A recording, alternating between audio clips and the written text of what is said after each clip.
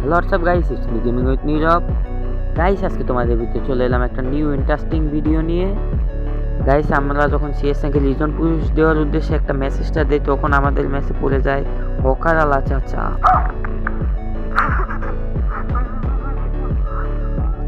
তো গাইস এখানে আমাদের প্রথম রাউন্ডটা শুরু হয়ে গেল।